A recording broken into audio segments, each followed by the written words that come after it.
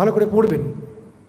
খোকা মহারাজ সে তো একদম আনকম্প্রোমাইজিং, এর হচ্ছে আমাদের জন্য এসে এত ভালো করে খুলে দিয়ে গেছেন অবতারকে।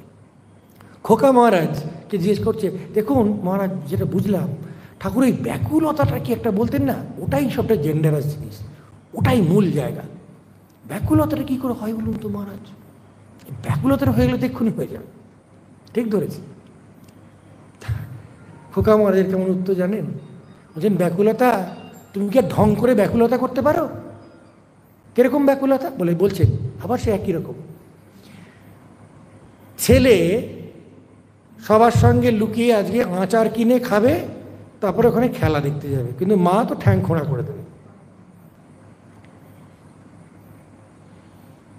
ছেলে করলো কি, প্রথমে কি মিথ্যে কথা বললো, মা ধরতে পারলো, চড় চাপড় যা যা হয়েছে, মিথ্যে কথা বলো আমাকে তো। কিন্তু মাকে গিয়ে সরাসরি বলল, তুই কি এত কাঁদছিস কেন, মুখটা এত ভার কেন, কি হয়েছে তোর, কি অসুবিধা বল? জানে বললে পরে হবে না, আমার এত ইচ্ছা যে যেতেই হবে, ব্যাকুল সে। যখন খুব ব্যাকুল তখন বললো, আমি এটা যাবো, আজকে খেলবো, একটু আচার খাবো, তুমি বকো বলে আমি বলতে পারছি না। মা তখন ছেড়ে দেয়, ঠিক বলেছে। বললেন, তোমার মনের মধ্যে যে বাসনাটা সবচেয়ে বেশি না, সেটাতেই তো তুমি স্বাভাবিকভাবে ব্যাকুল, সেটাই মাকে বলবে।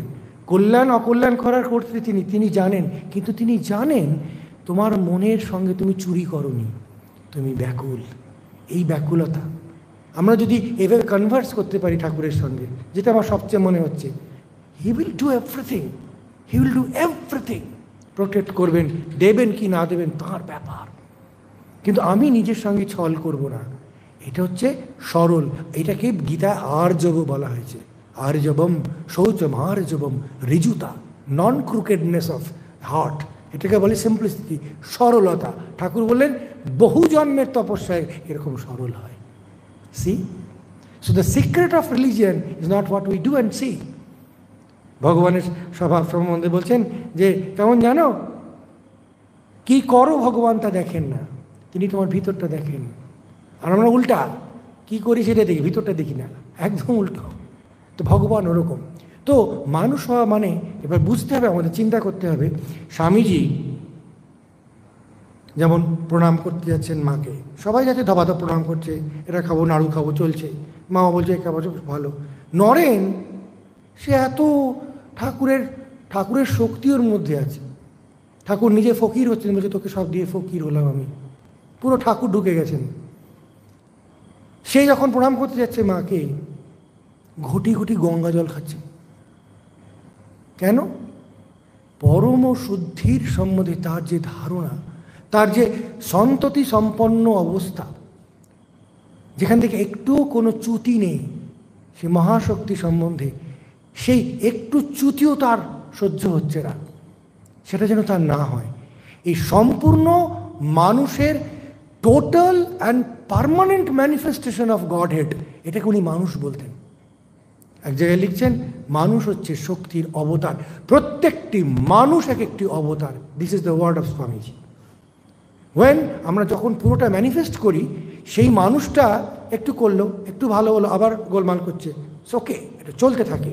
কিন্তু একটা সম্পূর্ণ পূর্ণাঙ্গ মানুষের উদাহরণ যদি বলি, what is an ideal man, সে হচ্ছে সে যে এক ক্ষণের জন্য বিচ্যুত হচ্ছেন না। আমাদের ধারণা, স্বামীজি বোধহয় এই জায়গায় মার যে মাকে বোঝা, সেই বোঝার সেই প্রচণ্ড মহত্বকে সবসময় অবধারণ করতে পারছেন না। এই দুঃখে তিনি মনে করছেন আমি অপবিত্র, আমি মানুষ হতে পারিনি। চিঠিতে লিখছেন, হ্যাঁ, রামকৃষ্ণ হওয়ার চেষ্টা করছে, হবে রামকৃষ্ণ, সবাই ঠাকুরের মতো হব, সবার ইচ্ছা হয় মায়ের মতো হব। তখন বলছেন যে সেই 7 মণ তেলও পুড়বে না, রাধাও নাচবে না, অর্থাৎ তোর রামকৃষ্ণ পরমহংস হবি না। আর মাকে বলতেন যে দাদা তোমরা মাকে কিছু বোঝোনি। তারুক মহারাজকে বলছেন, ব্রহ্মজ্ঞানী, তার এই অবস্থা। সুতরাং মাকে কী দৃষ্টিতে দেখেন, এবং সেই পরম ব্রহ্মের দৃষ্টি সম্পন্ন হয়ে সারাক্ষণ থাকতে পারাকেই উনি মানুষ বলে মনে করতেন। তাই বলতেন, মানুষ হয়ে যদি আসি মা তবে, অর্থাৎ এর মধ্যে অনেক